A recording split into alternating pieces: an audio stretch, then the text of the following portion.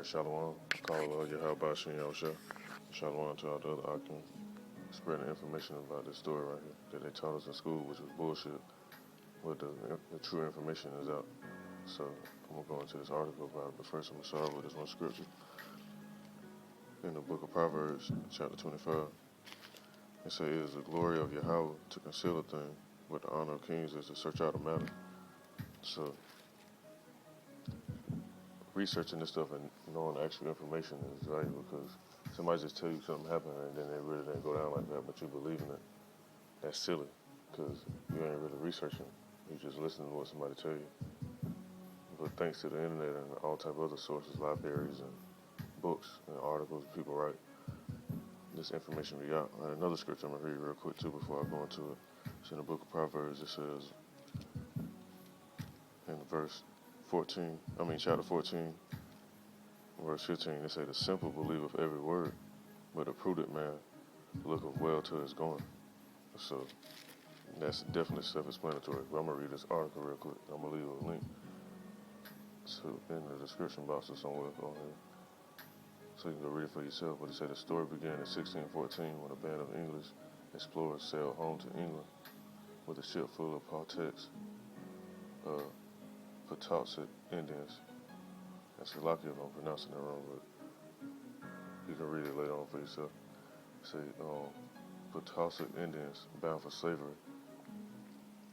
They left behind smallpox, which virtually wiped out all those who had escaped. By the time the Pilgrims arrived in Massachusetts Bay, they found only one living Patuxent Indian, a man named Squanto, who had survived slavery in England and knew their language. He taught them to grow corn and to fish and negotiate a peace treaty between the Pilgrims and the Wampanoag. Let's see if I'm pronouncing that right. Wampanoag Nation. At the end of the first year, the Pilgrims held a great feast honoring Squanto and the Wampanoags. But as word spread in England about the paradise to be found in the New World, religious zealots called Puritans began arriving by the boatload, finding no fences around the land. They considered it to be in the public domain. Joined by other British settlers, they seized land, capturing strong young natives as slaves, killing the rest. But the Pequot Nation had not agreed to the peace treaty Squanto had negotiated, and they fought back, which is more than likely some of the Reubenites, because Gad was some of the Indians too, the tribe of Gad from the 12 tribes. They were more negotiable. Reuben was the more rebellious one, and they all just fighting back. That's why when you go down to Florida, you have the stories about the Seminoles and Cherokee, all the different tribes down there, down south.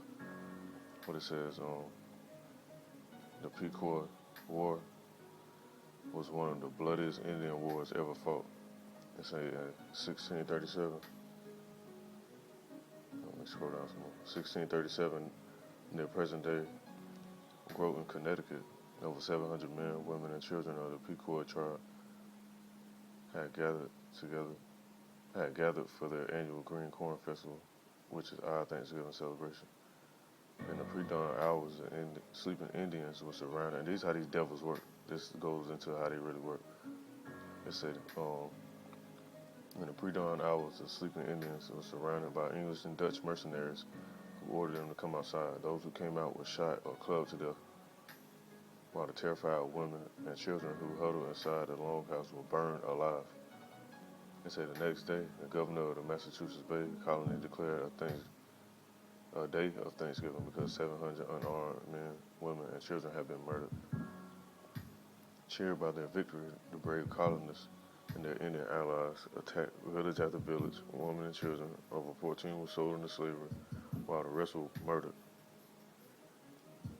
Boats loaded, and before I go into this next sentence, that's another description of Israel being scattered in the four corners of the earth, because around this time, somehow people end up going across seas too.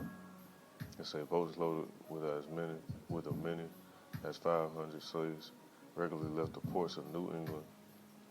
Bounties were paid for Indian scalps to encourage as many deaths as possible. So these devils was going in. Like for real, ultimately it's because our people was going off and turning away from the Most High. So he had the judges, and he used these other nations to judge us. But in the next sentence, in the next chapter or whatever, the next paragraph, Salaki onto my chapter, it say following an especially successful raid against the Pequot in what is now Stamford, Connecticut, the churches announced the second day of Thanksgiving to celebrate victory over the heathen savages. During the feasting, the hacked off heads of natives were kicked through the streets like soccer balls. So these devils got a lot to pay for. That's how the scriptures say, those who lead into captivity shall go into captivity. Those who kill with the sword must be killed with the sword. Here's the patience and faith of the saints. Because, hey, what you reap, you definitely going to sow. It might not come that same day, might not come that same year.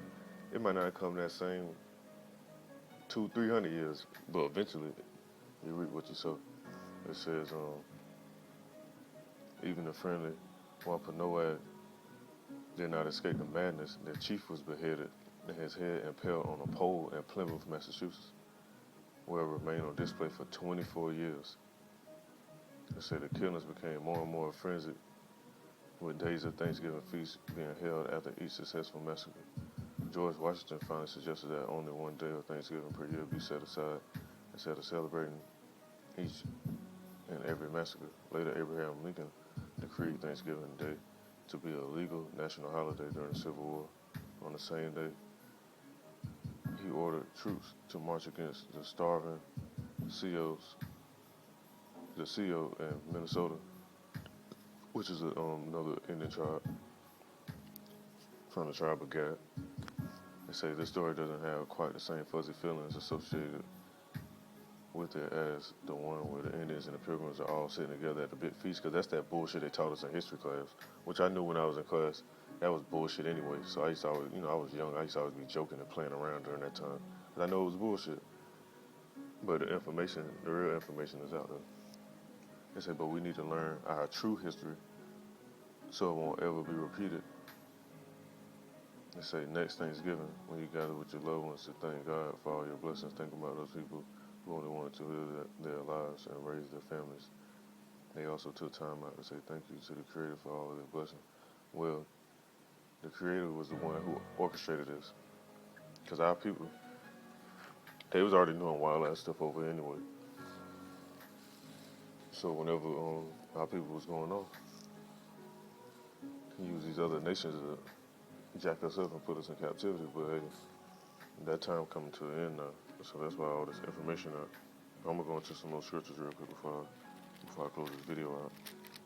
It says in the book of Ecclesiastes, chapter 7, verse 3, it says, sorrow is better than laughter, for by the sadness of the countenance, the heart is made better.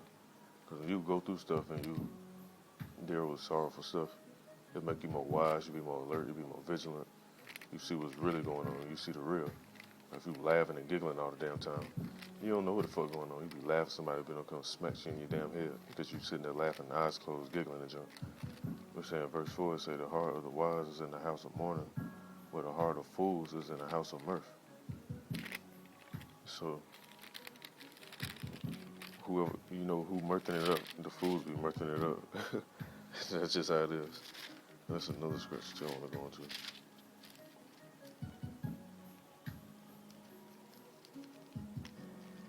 It's in the book of Proverbs, chapter 15, verse 21. It say, folly is joy to him that is destitute of wisdom, but a man of understanding walketh uprightly. So, most people like the folly, and then you'll get looked at weird because you don't want to be into the folly. So you know what? Fuck them. People can look weird and do all the other stuff they want to do. And in the book of Proverbs 2, it's saying, chapter 18, verse 1, it say, through desire of man having separated himself, seeketh and intermeddleth with all wisdom. So sometimes you got to be alone a lot, especially if you're seeking like real wisdom, because most of the stuff that's out now ain't really nothing but folly, vanity.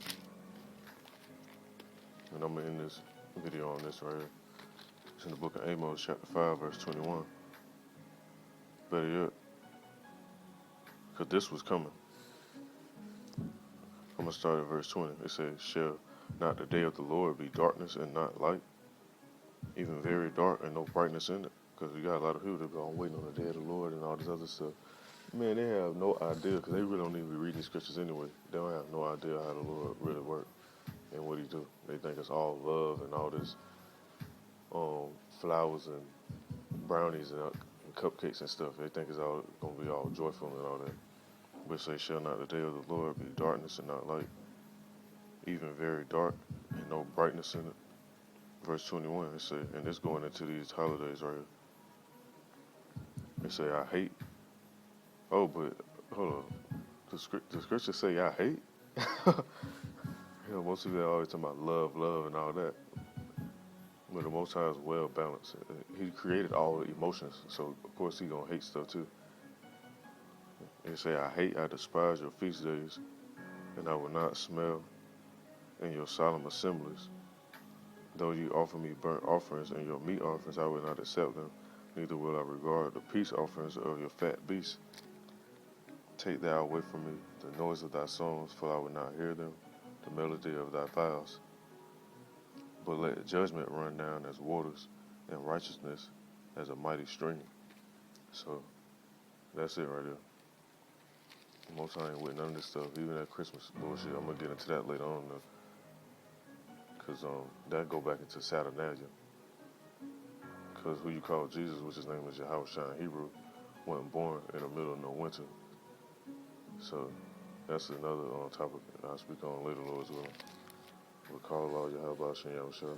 Shalom to all the apostles and the elders and other teachers. Shalom to the elect.